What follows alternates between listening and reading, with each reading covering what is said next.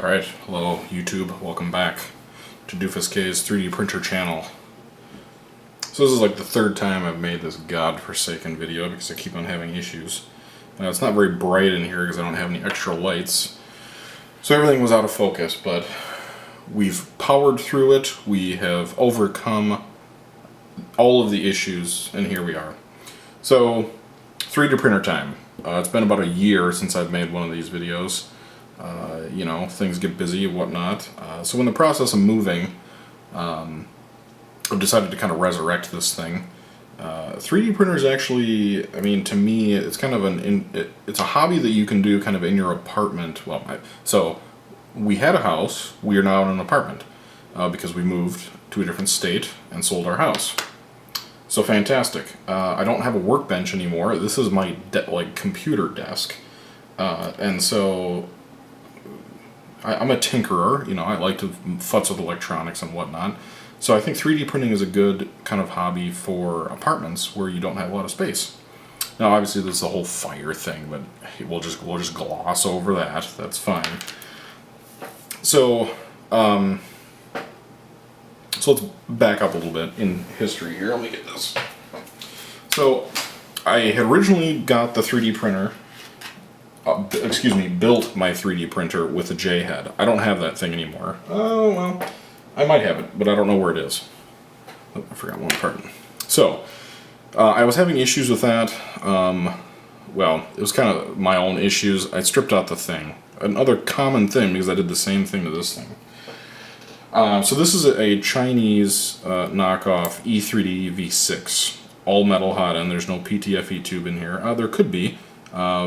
Actually, no, I don't think there could be because this is a 3mm extruder. So problem number one, I stripped these threads out, so this is all floppy and worthless. Second problem was the nozzle either doesn't contact the heat break or doesn't contact the heat block well enough, and so plastic oozes out from around the nozzle. This is actually a replacement nozzle, and it still was having the same issue. So this thing is pretty much junk. The reason why this happened, why I stripped the threads out, was because I basically didn't have the printer set up correctly. With these all-metal hot ends, you have to have a cooling fan like this blowing across this heatsink at all times. Otherwise, the heat will go too far up this heatsink. You'll have plastic melting up in the top. Bad times. Okay, so that was problem section number one. Problem section number two was the actual extruder. I had this printed on 3D hubs by a person in where we used to live. Pretty decent print. I think this is ABS. Well, actually I don't know. I don't think it is. It smells like PLA. Anyway, it's hard to tell from this camera angle here. And this thing is black. So it's like incredibly hard to tell detail. But essentially, the mount for the extruder here, not extruder, hot end, when you got this whole thing together and pressed together, it didn't line up properly. And so the hot end was misaligned. I threw it across the room. Crap. So the hot end wasn't perfectly in line with the actual filament path, and so plastic was always getting caught in there. Compound that with the fact that I didn't know what I was doing and I didn't have the cooling fan running all the time at essentially 100%. Bad times. And that caused me to take that thing apart a million times, and then it failed. So that's all junk. So it wasn't really a problem, but this is the actual motor that I had. Oops, my monitor turned off. Gives me a little bit extra light.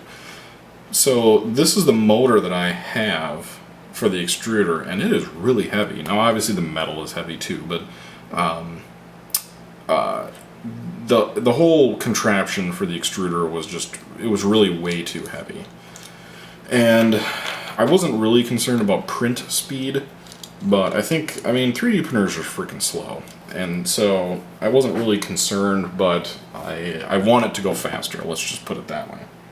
So a couple days ago, I just made the decision that I was going to do a Bowden extruder, or Bowden, depending on where you live.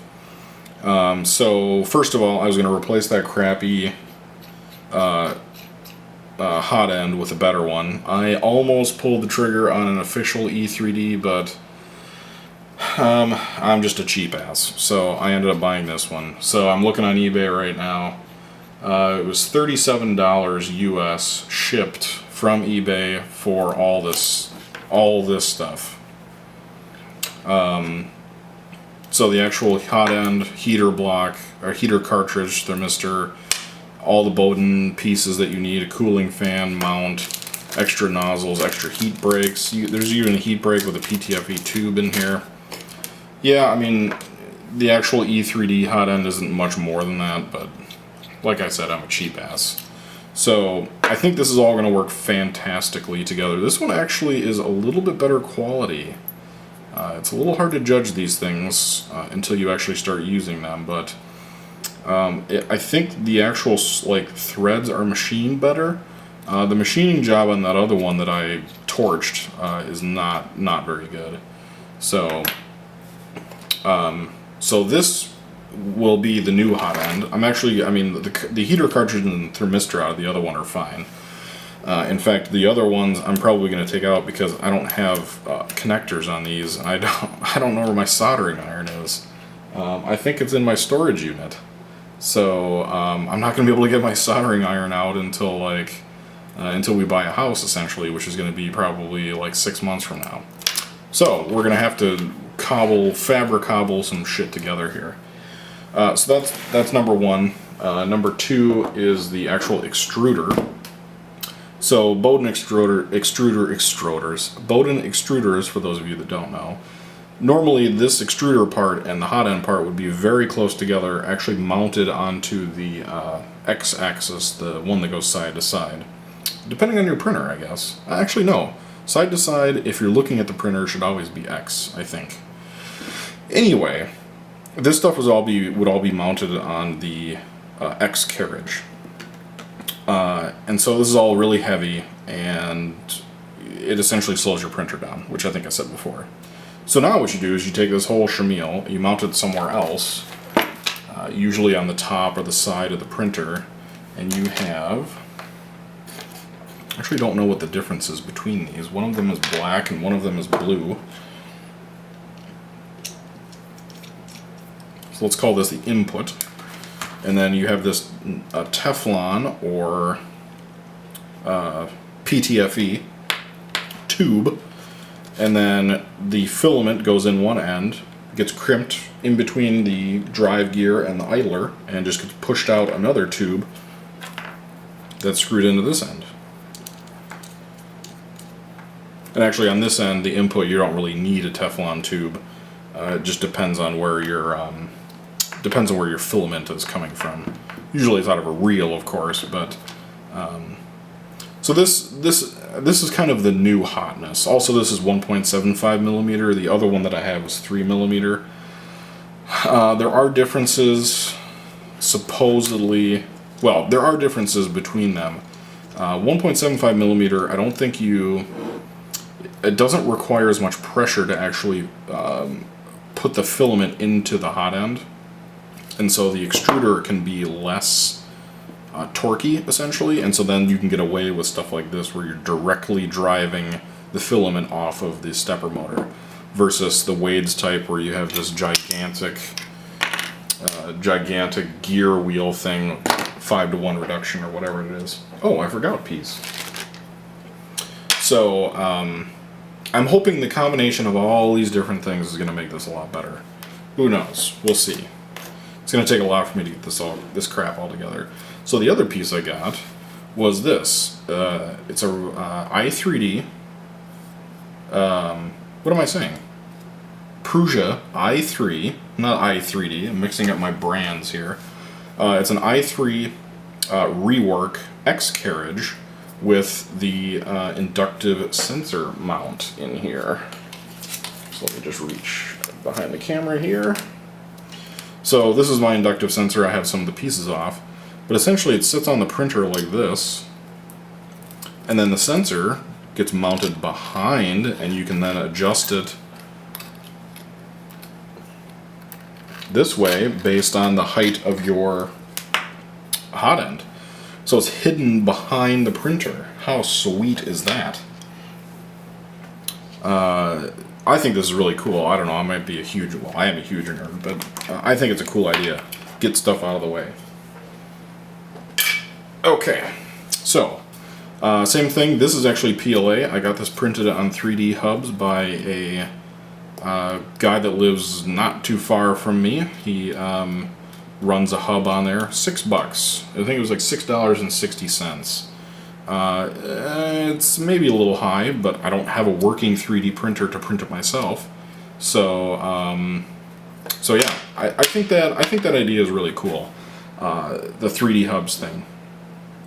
I don't know if anybody's had any bad experiences with it. Maybe they have, but I just think it's a really cool idea. People, essentially, you can rent out your printer to people that either need to, print parts, or I don't know if they can do it commercially, legally or not, but it's just a cool idea. Check it out if you live somewhere. Is what I was about to say. That's really dumb. Check it out. 3D. I think it's just 3dhubs.com. You can rent. I mean, you can actually rent like legit professional 3D printers for prototyping. It isn't just I mean.